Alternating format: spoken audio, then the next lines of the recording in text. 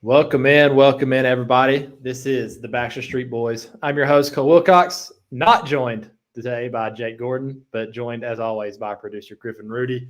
Just us two today. Jake had an emergency pop up, so we're just going to roll with the punches. Glad to be back on the mic. Glad to be back with you guys talking some Georgia sports.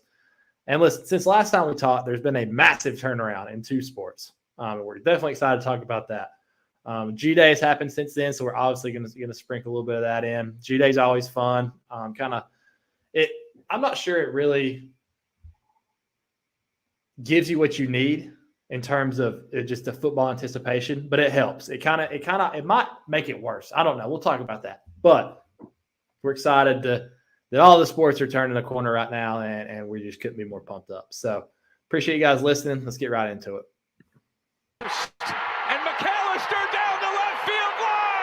Two have come in the paint. Oquendo. Oh! Tomahawk. Cable launches one to right field, and he knows it. A grand slam. We just stepped on their face with a hobnail boot and broke their nose. We just crushed their face. Right. Snap. Hold. Kick. No!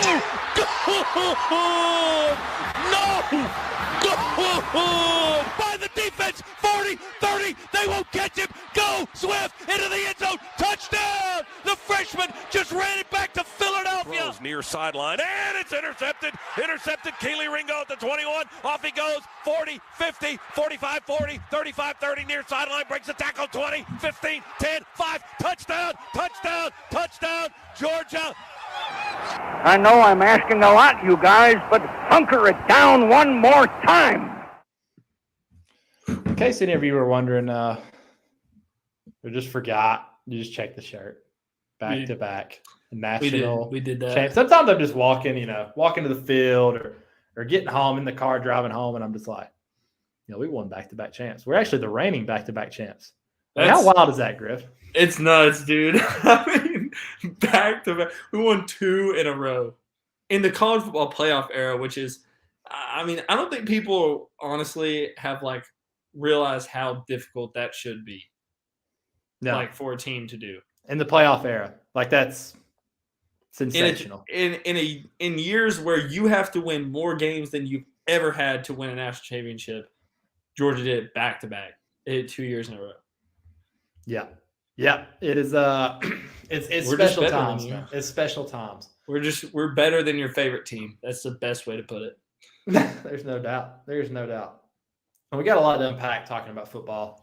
So much. As we mentioned in the intro, it's G-Day. And that's kind of what I fumbled over. I didn't really know how to say it, but what I was trying to get at is when football season's over, let me preface by saying this. When you win the national championship, the offseason is way easier than it used to be. Used to around this time right here, I was already fiending for football because all I saw on Twitter was 1980 or Kirby's next Mark Rick, all that stuff. And I'm like, I just want to see the game so we can just freaking put an end to this. Now, I'm not seeing much. And so it's kind of like you just kick back. It's like you're on vacation. It's like a 6-month honeymoon with you in the national championship trophy. You're just kicked back, just living life. Off seasons are not near as bad as they used to be. But usually you're starting to itch for that football field, and you start hearing about spring practice, and you get G-Day, and you get to see pads pop. You get to see the guys we want to see. You get to see the freshmen. You're like, oh, yeah, let's go. But it doesn't really satisfy your football needs, does it, Griff? Nah, it's awesome to see the guys back out there and, watch them play a real football game, which I'll tell you what doesn't enhance a spring game at all. Janky rules like Oklahoma did and, where it's only the offensive players against the defensive players, and the defensive players get points for certain things. That crap is that. Dude, you'll have to look up all the rules of the game, but it was bizarre. I watched it for Jackson just to see how he played or whatever. And dude, I couldn't just play a football game. It just felt like way too much. It seems like Venables might be a little bit of an eyewash guy. Oh, a little bit of an eyewash guy. Not even a little bit, dude. He's trying to be Dabo so hard in that spring game too. As soon as I turned it on, expecting the game to be about to start, I didn't want to watch the pregame crap. And Venables is out there at midfield for 15 minutes on the mic. No. And just the Get out of cheesiest, here, dude. the cheesiest stuff ever, too. Nah, He had all these old Oklahoma football players out on the field, and they were lined up, and he said, all right, I want you guys to lock arms, arms. Oh, my God. They all locked Get arms. out of here. They all locked arms. And then he said, all right, now everybody do like this, and you need a strong grip. You need a strong grip. And it's like, that's family. We're together. I was like, dude, everyone sees through that corny garbage. Like, that's why we don't give Kirby enough credit for not being just an absolute cornball. I know, dude. Like, it's but then crazy. We talked about this before. He gets people to buy into the slogans too. Like, it's crazy. Like, yeah, that's how it's real. Nobody's buying into that bull crap from Venom. Well, for ESP, every Monday we have this thing called Monday Motivation. It's like a meeting to start the week, like everything, like what we're doing for the week or whatever. And usually we have some kind of motivational, like, talk or whatever. And not this Monday, but the last Monday, Scott Sinclair came to do our Monday Motivation, and he talked about eating off the floor, all that stuff, and it was sick. Yeah. No, motivating, especially 18 to 22-year-olds, is a talent. I'm not sure you can really gain that. Like, I don't think that's something you can learn how to do. Mm-mm. But and so, like, coaches that can do that is pretty impressive skill. Speaking of coaches with impressive skills, we got something brewing over in the Steg, Griff. I don't know if you've noticed. I wish that the structural capacity of the Steg was a little bit less than it is, but so they get torn down. Did you see where it's the structural capacity of it isn't bad enough to tear it down? Apparently, yeah. Well, they can at least upgrade a little bit to it. Yeah, I hope so, dude. The facility, it needs a little bit of an upgrade. But guys, I know that a lot of people on here are football only, and I get that. Like, football will always be king at that university. There's no doubt about it. And this is coming from a guy who played baseball there. I get it. We all knew it. Like, it's just how it is. College football is different. But college basketball can match the energy of college football on specific games. Like, throughout the week, I don't think it can. But, like, on game day, it absolutely can. In the right environment, and I really, really would love Georgia to get to that point, because I think fans would love it. But Coach Mike White is trying to get us there. I don't know if a lot of y'all have heard, but within the last week, he's landed 3 impact guys. 3 big-time guys, honestly. So I'll talk a little bit. So the first one that landed was R.J. Melendez from Illinois. I happen to be pretty familiar with this guy. Because one of my good friends, Nick Schnell, diehard Illinois fan, I watch way too much Illinois basketball because of him. And R.J. Melendez is a good player and a phenomenal defender. That's kind of what he's known for. He's a phenomenal defender. He's never been the go-to guy at Illinois. He's never gotten a lot of shots. He seems to be a little bit of a tournament riser, March Madness. He always plays his best in March Madness, it seems like. He had a really good game against Chattanooga a couple years ago. He had a good game and whoever beat him out. I can't remember who it was that beat him out 2 years ago. This past year, he played pretty well against Arkansas. He's a really good defender. He's very active. He's super athletic, and he can shoot a little bit. He just didn't shoot very often. I would say Coach White will encourage him to really shoot. Griff, what you got on this next guy that we got from VCU? Jalen DeLoach. DeLoach. He's like kind of a M.A. Moncrief kind of build guy. Not much of a shooter, but long, defensive. And he can kind of score the basketball too. He's kind of nice with it. 10 points a game guy. Yeah, exactly. I mean, he's kind of nice with it in the paint. So, I mean, dude, that's immediate impact right there, especially defensively. Like, obviously, we know we need some more of that. And, like, he's the kind of guy that, like, I don't know, he just gets after it. Yeah, he's high motor, very high motor guy. He's not going to get pushed around. And I think we got into that a lot last year of getting pushed around a little bit. Melendez and DeLoach, neither one of those guys will get pushed around. I've watched a lot of them play. And don't take this as like, these aren't guys leaving because they weren't getting playing time. DeLoach was all conference in that conference. He was an all conference player. And a lot of that's because of his rebounding and defense. And obviously he's putting in 10 points a game from a power forward position. Like these are 2 quality guys, like quick, like probably both starting impact guys. I mean, and to me, this is a lot different from some of the transfers we got last year. Like, a a lot of the transfers we got last year turned out to contribute a lot and stuff, but they came from smaller schools. These dudes came from basketball schools or leaving because they didn't get playing time, and that's not the case here. Yeah, dude, these guys these are guys looking for a bigger role. Exactly. These guys came from experienced schools too. They've played big time basketball. VCU was like one game away from getting in the tournament this year. Illinois was in the tournament. They've played big time basketball. And I think that's going to be huge for us just in general. I mean, no doubt. Just having those guys. You can't match experience and guys who've played. Especially in college basketball too. College basketball experience is everything. It's outrageously. You can't put a number on how big it is. There's even look at guys like Terry Roberts last year who we got, and even Cario to an extent of guys who already played. So they weren't coming in as freshmen. They had a lot to learn, and Terry had his struggles in the SEC towards the end. Cario was a very inconsistent player, but they knew what it took to be good coming in, and they were already a little bit polished. We knew what they had. There was no growing pains really there. Yeah, that's how it's gonna be with these guys. And we are in the mix. So we have those two guys already. They're both booked. Now we are in the mix for Noah Thomason from Niagara. And this guy can put the ball in the hole. This is a 20-point a game score. 20 points a game.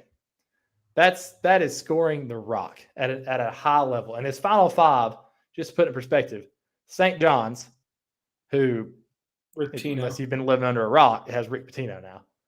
Pitt, Penn State, and San Francisco, all tournament teams, all really good basketball schools. So San Francisco was almost tournament team, but wait, they made the tournament. No, they made the tournament. Yeah, did they? Maybe not. Were they not an auto bid? No, they didn't win their conference. They didn't win their conference, but I thought they were at large. I'm pretty sure they were. I can't remember. They were on the border of it if they didn't. They were ranked at multiple times throughout the year. Yeah, so, they might have made it. I can't remember. Regardless, they're really good. Yeah. They gave Gonzaga all they wanted. Was it Gonzaga? They played Gonzaga. I mean, that's the conference they're in. They played them probably 3 times. Yeah, they gave them all they wanted. So we're on the board for him, and we have 3 scholarships left. 3 scholarships left. Before we get into our freshman class, talk about transfers a little bit. So Thomason, we're in the mix for him, and we have his last visit, and he's narrowed it down to 5. So we had his most recent visit, and there's rumors circulating, and I think a lot of people know this guy visited. Severe Wheeler, our old point guard, our old buddy. He took a visit to Georgia under Coach Mike White. And there was some rumors there that he was coming back, and then there's some crystal balls now that he's going somewhere else. But I think it's still up in the air. How would you feel about a Severe Wheeler homecoming, Griff? I'm kind of mixed on it. I mean, it'd be nice to have that experience, and he's obviously a dude that can handle the rock and dish it out and stuff like that. And I think that's definitely something we're going to need on this team. When you talk about guys like M.A. Moncrief, probably Jalen DeLoach, and then Braylon Bridges, they're definitely guys who could benefit from a guy like Severe Wheeler being on Bridges the isn't there, but Anselm. Oh, yeah, Anselm. But, I mean, those are guys who can definitely benefit from him being on the court. Yeah. And I think that's kind of where I'm at. Like you said, the experience is there. I mean, this dude played at Kentucky. He started at Kentucky. He's played in the tournament. He's been in the SEC forever now. And he is an elite playmaker. He really, really is an elite playmaker. I'm good with it as long as he's not out there freaking shooting the basketball like he's Michael Jordan, like you're Anthony Edwards, because you're not. That's where Severe Wheeler gets in trouble, when he gets overly aggressive. And to an extent, it helps him because he just thinks he's as good as anybody else, which is why he's successful. But it can get you in trouble. I think playing for a guy like Mike White would really help him. Mike White is the point guard guy. He's known for his point guards. He could do a lot for him, I think. He needs to improve defensively a little bit. I think if he came back, I'm not sure he's a surefire starter for us. But if you had Severe Wheeler coming off the bench or just playing a specific role where he's just playmaking, handling the rock, he would be fantastic. So at that point, I'd love to have him. But I think he would be a very good pickup. Not a great pickup. I think he'd be a very good pickup. I think too. One thing that might help him is honestly Justin Hill. He'll still be on the roster, right? Yeah. Like, I'm pretty sure. Let me break down the roster for you real quick. Yeah. Returners, we have Jameer Abdurrahim, who turned into a legit 3-point shooter at the end. That's going to be legit time. 3-point shooter. He's going to take another step next year. He seems like kind of like the vocal leader of the group too. Like, yeah, big time return. Frank Anselm, 6'11" post, made some improvements last year. Very, very athletic, good lob threat. Needs to improve post D a little bit, maybe a little stronger. As you mentioned, Justin Hill, point guard with a lot of experience, plays really well. Got really good at the end of the year. Jusain Holt, probably the best on-ball defender on the team. Super long. If he could develop a jump shot, he would be the best two-way player on our team. Yeah, easily. No doubt. He can handle the ball. He's got to get a consistent jump shot. And then M.A. Moncrief, freak athlete. I think the sky's the limit for him. Like he's an NBA type build, skill set. Like I think he can make a huge jump. And then the portal, obviously, we have Deloach and Melendez. And then 3 incoming freshmen. I guess we can get to that. So today, big get. Big get. Former USC signee, who's been really, really good at basketball for the past few years, gets out of his letter of intent for some reason. I haven't really heard the story on that, on why he did. Yeah. But anyway, I don't really care. He's now a Dog. Silas DeMary Jr., the number 2 player in North Carolina. He's like a top 15 combo guard in the country. He's a 6'5" combo guard, can really defend, super active. Heard his pull-up game is his strong suit, especially mid-range pull-ups. That gives us a new little dynamic in the offense. And if you can hit a pull-up jumper, you can develop a 3-ball pretty easily. He's going to be really, really, really good for us. Really good. I think so too. And like I said, I think just having guards like that who are really good. I think Justin Hill developed a lot last year in terms of his playmaking, not turn the ball over, shot making. Like he just started making more shots. I think that him being there will push Severe a lot too, because if Severe's not playing well, Justin Hill, obviously, just put him out there. And I think that'll push Severe to be more of the player that he is, because he'll want to stay on the court, if that makes sense. Yeah, it's always good to have competition. In terms of DeMary Jr., doing a little reading on him today, it looks like he's a score-first type of guy right now, but he doesn't turn the ball over very much. We do need that. We need a score-first guy. But, we have a lot of guys who, when they're all, kind of getting going, they can make shots, but we need a guy who can take over a game, who can. But you can't. You can't teach 6'5" with length. You can't teach that. And if you look around the SEC, everyone's big, everyone is long. And if you have a guy who can go out and perimeter defend the other team's best player, the best guard they have, that's huge. Mm-hmm. That is a coveted role in basketball. He's going to be the guy that can do it. I think he's willing to do it. He's very, very high motor. It seems like that's a kind of a trend in the guys that Mike White wants. It's just guys who are really active, never really stop. You look at the guys that are left on our roster, that's literally all of them. That is all of them. That's the guys who, if you tell me which 5 guys have the highest motor from last year, it's probably 5. Those 5 guys are all in contention for it.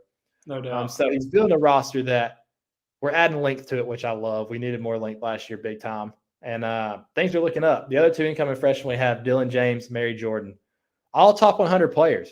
We quietly have a top 20 class in the country, and we have 3 scholarships left, as we said, and those are going to be filled, whether that's in the recruiting class or in the transfer portal. I'm excited, man. It gets me excited for basketball, because for the first time in a while, it feels like we have legit talent on the floor. Yeah, we need some shooters. I feel like something we could go after. That's one reason. I said, Melendez can shoot. He can. He can. Shoot. Yeah, he's kind of a Jabri turned into an absolute sniper at the end of the year. Jusain is the guy we need to develop a jump shot. We need him bad to develop a jump. That'd be huge. Just a 3-ball too. You don't even have to be able to hit pull-up jumpers or nothing. Just hit the wide open 3. If we get Thomason, though, that's a 20-point per game scorer right there. If we get him, dude, I'm telling y'all, I'm gonna start getting crazy with my basketball takes. Oh Lord. You're probably already there, but yeah, I know, true. Yeah, I'm excited, man. It's good things rolling. It's exactly what we wanted when we got Mike White. Is this type of stuff, land impact guys and turn the program around, which I think he can very, very well do. No doubt. Yeah. So Thomason is a 39% shooter from 3 points on 4.5 attempts a game. Yeah, that's a legit sniper. That's as good as it gets, honestly. 40% from the 3-point line when you're shooting it. How about all the BSB listeners? Let's start a little NIL fund. Let's get Thomason on campus. We need him bad. Whatever it takes. Listen, if you're listening to this podcast and you have money, send it to that man. Yeah, he's a 6'3" point guard, 195 lefty. We need him. We need a bat. I love a lefty too. That'd be so nasty. Yeah. Yep. Yeah, he can play. All right, let's move on. Basketball's in a good spot. Let's move on to football and G-Day. Like we said, G-Day, it's exciting. You get to see the guys. Like, you don't want to overreact to G-Day, but it's all you have to talk about at the time. So you want to talk about it. Like, it's okay to talk about the spring games. People are like, oh, it's just a spring game. Well, it's what we saw. It's what we watched. And usually the people are saying, oh, it's just a spring game. It's usually like Bama fans that spring game looked really, really bad. So on ours, I was very pleased with the effort. I think we all knew going into it what the big story was. It was the quarterbacks, as it usually is in all spring games. And I felt like our quarterbacks really showed out. I feel like all of them played really well. And I feel like we have two quarterbacks that would start at 85% of other schools? Yeah, no doubt. In the SEC alone, like, what school would they not start at? What school would Brock Vandagriff not start at right now? Probably Tennessee. Tennessee, maybe, but probably. Maybe Ole Miss. Maybe, though. I think their quarterback situation. Yeah, I forgot they got him. But I mean, he's starting everywhere else. Yeah, maybe Auburn, South Carolina. Yeah, he's not taking Rattlers. Rattlers solid player. Yeah, I'm glad Jake's not on here. He'd be ripping him to shreds. My homeless. I mean, dude, the guy, like, I don't know, he gets a bad rap, but he's not awful. He's super talented, ultra talented. Vandagriff starting at Bama. Let's get that out there right now. Yeah, he's starting at Florida. He's starting at Auburn. He might start at LSU. I don't know. Daniels might probably have that. Probably not LSU. I think I don't know. Brock's good, man. But anyway, the quarterback kind of shook up like we wanted to, and we kept Vandagriff on campus. That is the biggest story coming out of G-Day for me. Vandagriff is staying on campus. Clearly, the coaches are telling him this is a job. Like, this is a competition. It is still a competition until the day of the game. And then after that, it's still a competition. I mean, Stet took the job middle of the year. Plenty of our quarterbacks have taken the job middle of the year. I mean, it takes knock on wood, one bad tackle to the ankle for you to be next up, regardless of where you're at. And when you're in a system where you trust the system, you trust the guys who are running it, you like the weapons around you. Listen, in today's day and age, look at Beck, for example. He's waited this whole time, right? Mm-hmm. If he has a good year this year, and like really good year, all it takes is one good year. You're a first rounder. Like, with his talent and his skill set, if he goes out and puts it all on display, there's not that much tape on you, which is a good thing. You can be over scouted, 1,000% over scouted. Listen, scouts already know about Carson Beck. They already have their eye on him going into this year because they know what he can do. Like, he just got to put it on film now. Yep. And he's had so long in college to get to develop all his skills. And now at the point where he's probably the most experienced, the best ability to do what he's best at, he gets to go out there on the field and actually put film on it. Like, no, and as a competitor, you want to be on the field as early as possible, 100%. Like, I don't ever blame someone for transferring. Right, yeah. To try to get playing time. That's just how we're wired as athletes. We want to play. Carson Beck, though, will have an advantage because he will not have growing pains on the field. Like, this is a guy who is polished now. He's been in college forever. You know how many reps he's gotten over the years? Like, against the best defense he'll see. Yeah. This guy knows how to play football. His growing pains are behind him. So when he goes out to the field this year, like, what's on tape is all they're going to have that's on tape. And if he goes out and plays like we know he can, he's going to be a big-time draft pick. And so Vandegrift could look at that and think the same thing. Like, listen, I'm comfortable in the system. I trust what's going on here. We have weapons on weapons coming in. Even if I don't win this job, I'm one play away, number one. And then next year, it's all mine. Like, I think everyone would be in agreement with that. And when next year rolls around, it'd be Stockton versus Vandegrift. But I don't – like, it'd be Stockton versus Vandegrift, but it'd be the kind of same situation as it was with Beck and Vandegrift this year. Like, Beck's been there a little longer. He's got a little more experience. Like, it'd be the same kind of situation. Like, they're both old and talented. Like, there's no question about that. And, like, I mean, I could legitimately see a scenario where it's like Beck this year, Vandegrift next year, and then Stockton, and then, hopefully Raiola. Yeah. But, it's like I could see that as 100% possible scenario if these guys just stick around and, wait their turn.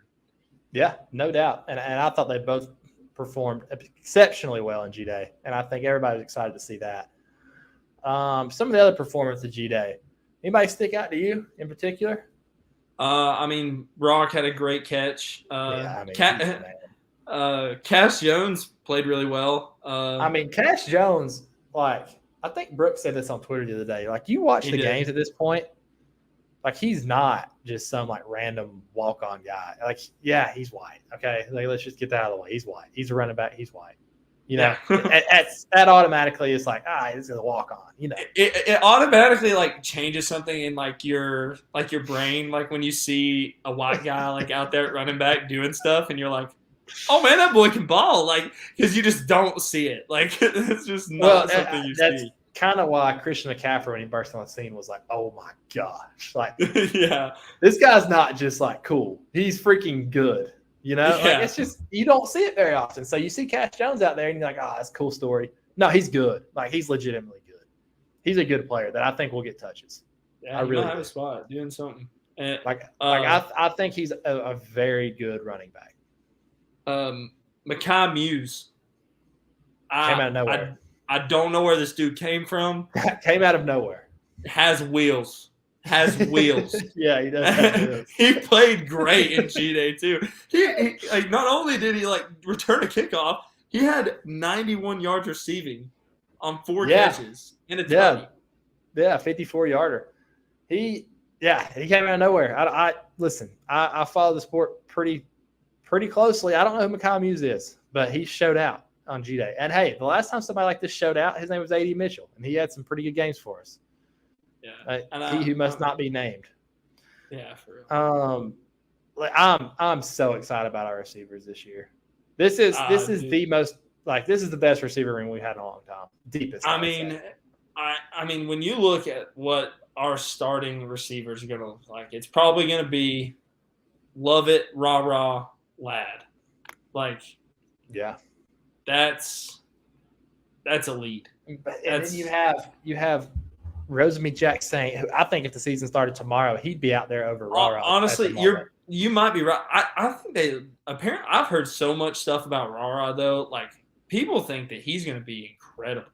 Yeah, I think he's a good player. So you have those 4 already. Then you have Arian Smith, who, like, Arian Smith looked like a complete receiver on G-Day. He's out blocking. Like, if he's out blocking and he's out doing the things that receivers do, he's not just a freaking take the top off the defense type guy. He's going to be elite.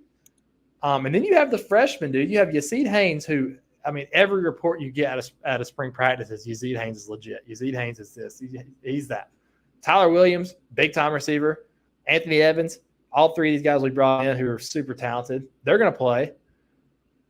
It's just guys we can roll out that can make plays. It's something that for a while was the weakness of our team, I think. And you think about 2017, like, it ain't this deep. You have some guys who can go make a play. You got your Meekols, but you don't have guys coming off the sidelines making plays like we got now. Yeah. So the pass catchers are going to be awesome. And you got the quarterbacks we just talked about. They can get it to them. I mean, Carson Beck in 13 completions thrown for 211 yards. Like, come on, dude, come on. He was on the first 2 drives that he played too, dude. It was like seamless. It was like a video game on the easiest mode. Like dudes were Well, it is open. seamless, dude. Like, you know how comfortable he is? Yeah, exactly. Like imagine how comfortable you'd be after you've been in this offense for so long. You're comfortable with you. You know these guys. You've been practicing with these guys for 3 years. Like it's not going to be that hard for him to put it together. And you've seen your results in game. Like, he's been in plenty of games. He's seen what his talent is compared to the guys that he's going to play against. And he sees it every day in practice. Like, this is a guy who is comfortable. He's confident. I'm excited about that. Yeah. I just love seeing the young guys get on the field in G-Day. You get your Raylan Wilson with the pick. You get guys like that who, he's going to be a beast. Xavier Story looked good. Yeah, the tight end room. AJ Harris played a lot. Let's be real. Tight end room's stupid. Yeah, that corner position, it's going to be a battle. A fight to the end. Which is exactly what we need at that position. Like, just dudes playing so hard. Like, because we have so much talent there, especially from these last 2 like recruiting classes. Like, they just got to step up. And Ty Key with a pick. Yeah, it's I'm excited, man. It's just one of those things where you can just go back and watch G-Day and watch some of the guys on the field, see some flashes, and it gets you excited for the season. And we'll have a lot to talk about leading up to it, so I don't want to hit everything now. But, yeah, I'm excited about the season. I've said that 12 times. But dude, talking about that freaking wide receiver room that we've got this year, that just hyped me up, bro. Yeah. That's unbelievable. I mean, every time I think about it, and I'm like, dang, we got a good receiving core. Like, but then I like talk about it with someone, and I'm like, holy shit! Like, we are legit. We have so many freaking weapons. No doubt. I just don't think people realize that yet. Like, dude, we've seen what Mike Bobo can do with a good quarterback and weapons. Like, Aaron Murray and his offenses in like 2012, 2013. We're putting 40 a game on everybody with. And listen, that offense we saw at G-Day was not Mike Bobo offense. It wasn't like the Mike Bobo offense you think of. This guy has sat for hours and hours and hours studying Todd Monken. He's evolved. This guy who's worked close together. He's going to bring a lot of Todd Monken to this offense. A lot of Todd Monken. I liked Mike Bobo before, and I thought it was fine before, like, especially in the Murray days. Like, but he has evolved. He's going to be better than he was. And he has a very different system in place than when he was coached last. Like, it's Kirby's team, and we always know he wants to play balanced football. He will always want to play balanced football, and that's how you win. You win by playing balanced football. You don't win by being on the field for 13 seconds of possession on offense. You just don't. There's a time and a place to be explosive, and you want to score as many points as possible, but there is a time and a place. And so Bobo's going to have that too at his disposal. He's going to be able to kill clock when he needs to. He's going to be able to dial something up when he has to. Like, it's different than where we used to be, where we're always in a shootout. Yeah, like always in a shootout. So it's a little bit different. And dude, shootouts are fun every now and then. Like, we like the Ohio State game this year. It was freaking awesome. It was one of my favorite games ever now. But like, I don't want that crap every game now. Like, just beat the inferiors. Yeah. Beat the inferiors. Last comment on G-Day. There are a lot of fan bases out there talking pretty crazy about our attendance at G-Day. That's just being ignorant. It's so crazy how stupid people are. Like, it blows my mind because all these dudes, like, it's not bait on Twitter with most of these people. Like, it's not. Like, they genuinely were like, oh, half your stadium's empty. Like, they genuinely thought that half the stadium was just empty. Like, nobody came. Like, nobody. Well, it's what we went back to, Griff, at the beginning of the show. Like, there's only so much low-hanging fruit for them at this point. Like, if they're dunking on our attendance, that was like us in 2016 when Kirby got there and filled it up. That was our highlight at the time. Like, Kirby's selling out G-Day. Like, this is bad. Suck on that, Florida. It was sick. Florida doesn't care. Like, at that point, they didn't care. They just won that East again. They're like, all right. Who cares? Ludacris played pregame. It was nasty. Yeah, exactly. it was an event. And so that's all we had to brag about. So now teams are busting on our G-Day attendance because, number one, they're ignorant and have no idea we're doing construction. And number two, that's just all they had. Like, what else are you going to say to us? I don't know, dude. There's nothing. Nothing. Yeah, so that's all I got on G-Day. One more football thing. I don't even know if we want to talk about it. Yeah, we got to talk about it. Bear. It's transfer season. Multiple transfers going out. And, it is what it is. Yeah, I don't get it, but, whatever. From what I hear, it's mutual. Yeah, so I've seen that too. Yeah, that says a lot. I don't know what that means necessarily. Like I don't know what went on. I don't know. And I'm not saying that the coaches wanted him gone. Exactly. I think that's ignorant for you to say. Exactly. But I don't think it's something where they're scrambling back to the drawing board trying to figure out what to do now. Yeah, I mean, I think we've got plenty at that position. He's freaking talented as crap though. I wanted to see him in the red and black this year. He's out making plays in the national championship. So, but just what happened? It just feels like it came out of nowhere. It's just so weird. I was talking with somebody the other day, and it's a good point that he brought up. And I'm not saying this is fair. I'm not going to cast judgment. I'm not going to assume this is why he wanted to do it. But there are multiple people in the transfer portal who really just want to be recruited again. They want the attention. And you see Bear, he has another announcement. He makes his top 5. He's like, I'm announcing at this time and a place. And, he gets all the likes, all the retweets. Hey, more power to you, dude. Listen, you only get so much time as an athlete to be in your prime. So if that's how you choose to use it, use it. I don't have any judgment towards that. But I think that there's a definite reason on why some people choose to transfer is because they're probably not as happy as they want to be. And they're like, hey, I got a chance to really get some attention here, kind of be at the center stage again, just like I was in the recruitment process. Get my ego stroked a little bit by these coaches, going on visits, probably get some money tossed to me, have a good time on these officials. It's how it is what it is in today's football. And yes, I love Bear Alexander. I thought he was going to be a stud for us this year. I'm going to miss him. So from everything I'm hearing, there's a guy named Jordan Hall who looks a little bit like 88. Busting asses out there on football field. Yeah. And if you're getting compared to 88, you can play for my team. Yeah, no doubt about it. You can play for my team. Yeah, no questions asked. I'm going to miss Jalen Carter.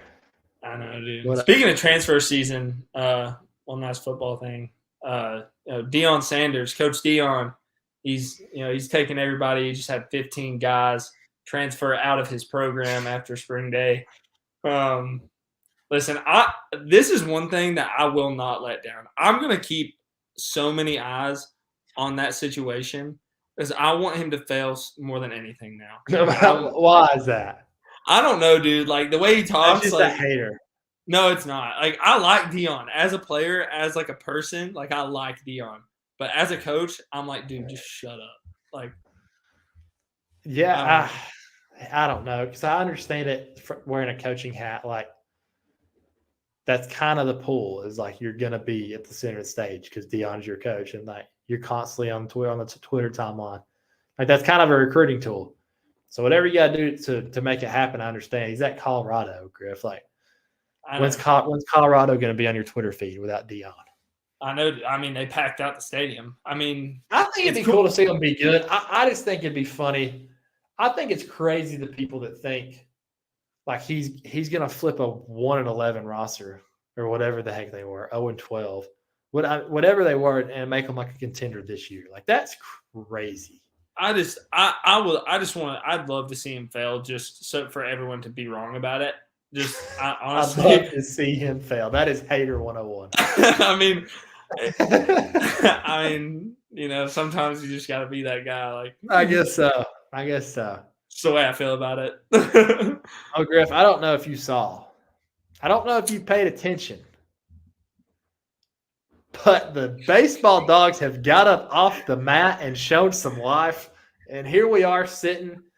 Listen, dude. At the number 16 RPI. Number 16 RPI after sweeping the Arkansas Razorbacks.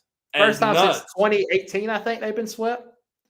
They took the 9 count. They were down. They took the 9 count. They waited as long as they could to get up. 9.5. 9 3/4, bro. There was a period where that team was unwatchable. Yeah, And now, I mean, they won that series versus Florida, right? And then No, they didn't win the series, but they took one. They took the first one. yeah, exactly. Yeah. Listen, the goal in the SEC. Let me sit here and tell you. They played close games in that Florida series, though. The goal in the SEC: take one on the road, win the series at home. It's so hard to win on the road in the SEC. If you take one on the road, you try to win it, but if you take one on the road, you don't come home that mad. Sweeping Arkansas, number 5 team in the country, that's unbelievable. It's unbelievable. And the Saturday game was outrageous. Yeah, bizarre. Down 4, 9th inning, grand slam. Connor Tate. No, but listen to this. Listen to this. Yeah, so let's talk about that real quick. Yeah, so we're down 4 going to the bottom of the 9th. Grand slam from Connor Tate ties, which is nuts. Connor Tate, 29 years old, grand slam ties the guys up that. I played with him. He was a year older than me. and then you have a year older than me, dude. And then you have Parks Harbor on the very next pitch. The very next pitch, game winner. It was meant to be. This team is a team of destiny. And like we have a group chat with all the old players. Like we were talking about this. If this team can get to a regional, they're the team that's probably going to get out because they can absolutely mash the baseball. And in a regional, I swear on my life, this is no joke. I swear they juice the balls in the regional because there'll be more home runs hit in that weekend of the regional than there are the entire season. So you give this team some juice balls, they're going to hit 45 home runs in a regional. They're going to hit about 10 homers a game.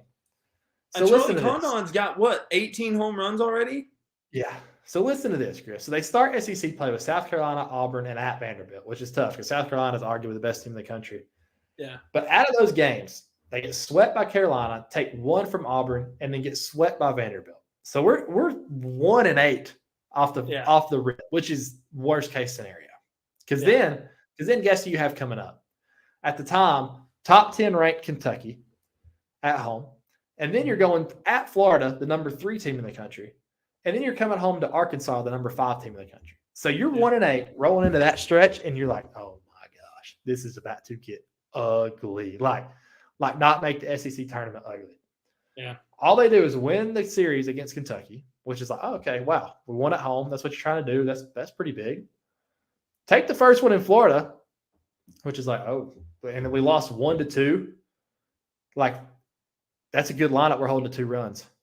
Yeah. And then you sweep Arkansas. So you go into that stretch looking like the season is over to going, 6-3 in that stretch and flipping the whole outlook of the season around. It's unbelievable. It's been awesome to watch. The Arkansas series, I watched almost every minute of those games, and it was just sick. Like, it just felt. I want to give a giant shout out to my buddy, Chuck Goldstein. Charlie Goldstein. This is a guy who 2 years ago, they were kind of trying to get off the team. I'm not going to lie to you. They were gray shirted him. They tried to gray shirt him. There is like a red shirt, gray shirt. Like it was a guy who they were like, hey, if you want to transfer. I had a talk with Charlie. He came up to me, like, what should I do? Like, they're thinking about gray shirting me again. I feel like I've pitched well. I don't want to leave. I love the school, blah, blah. And I'm like, hey, man, like, you got to do what you got to do. And it comes down to it. Like, I think you have stuff that can play here. And I think if you want to stick it out and go and force them not to be able to redshirt you. This year, he has stepped up, and currently he's our best starter. He was co-SEC pitcher of the week. Against Florida, he shoved. And now against Arkansas, he shoved. That's 2 of the best lineups in the SEC. I mean, Chuck's pitching with some confidence right now. And I'm happy for the guy. I mean, I'm super pumped for the guy. And I know the coaching staff's fired up. He's doing it. He's out there doing it. And he's exactly what we've needed is a guy who can give us length from the starting position. And he's going to keep rolling. So I know Chuck, and he's going to ride that confidence, and he's going to keep rolling. So shout out Chuck Goldstein. What a guy. Yeah, big time. So looking ahead, we're going to Ole Miss, which at the beginning of the season looks like an absolute death trap. Then you get to this point in the season, and they're not very good. They're not very good. At Ole Miss is always tough. Don't get me wrong. The beer showers, that place is a freaking madhouse. But those are winnable games. I just said you only try to take one on the road in the SEC. This is one of those where you really, really, really want to. You really, really, really want to. Then you're coming home to Tennessee, which at the beginning of the year looks horrendous. It looks terrible. It looks terrifying. Well, they're not the freaking headhunters they were last year. They're still good, and they're still very dangerous. And they just came off a big series too. Yes, they swept Vanderbilt at home. And they have the talent to be the best team in the country. So if they flip a switch, that would be brutal. But you have them at home. It's winnable. You get them out of their little freaking popcorn, candy corn, bullcrap stadium they play in where they hit 1,000 home runs. Yeah. You bring them to Foley. That's the list. You try to take two again. You just try to string two together. You just try to take two somehow. Let's just take 3 versus Tennessee. And then you have Missouri at Missouri. Another one where you really want 3. That's a winnable series. You really want 2, I mean. You really want 2. So then if you can get 2, just 2. Now you're bringing LSU into town with you're on the bubble. Hey, and anything can happen. Last time LSU came to town, them boys left with a little butt whooping. Let me tell you, 2019, they came rolling in, one of the top-ranked teams in the country. They had Watson. They had Duplantis. They had all those guys. And we sent them packing back to Baton Rouge with a nice little butt whooping. LSU is different, by the way, this year. If you haven't watched LSU play college baseball, you need to right now. I'll put it this way. Their Friday night starter sits 100 with one of the highest graded the highest graded pitch is his slider. Like in all, like if he was in the MLB right now, his slider would be like top 10. This dude is a freak. And then they have a guy, Dylan Cruz, who's going to be the number 1 overall pick. He's currently hitting almost 500. Griff, we have 4 SEC series left. He's hitting 500. This isn't like he had a good first week. No. He's hitting 500. That, I mean, that's crazy. Nuts. Nuts. Like, that is like elite of elite. Like, he's 500. Yeah. He's going to win the Golden Spikes. Like, let me get exact stats. Yeah, he's hit. This is stupid. 496. He's hitting 496. Guess how many times he's struck out? He's had, let's see, how many ABs? 182 plate appearances. Guess how many times he's struck out while hitting 496? He struck out 19 times. Bro, I was going to say 20. He struck out 19 times. Oh, my gosh. His OPS, which is, and baseball people understand, that's like this is the true tell of how good a hitter is because it's on-base percentage plus your slugging percentage. So how often you're getting on base plus how much damage you're doing to the baseball. Elite is like Mike Trout's career is like right at 1.0, which is stupid. If you're above like 850, you're having a freaking really good year. This guy's at 1.5. No, 1.5 OPS. No, that's He's nuts. slugging 861. These are some of the stupidest stats I've ever seen in college baseball. Genuinely. No, it's nuts. Yeah, it's crazy.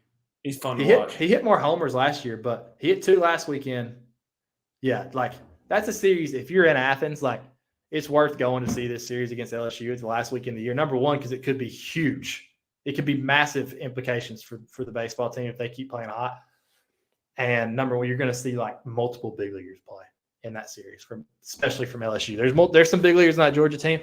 There's multiple on the LSU team. They are, honestly, the way this season has gone thus far, it's kind of like vibes of like 2021 Braves. Just getting hot at the right time, man. That's baseball. That is baseball. That's what it is. If you're a baseball fan, 2019 we were the best team in the country, in my opinion.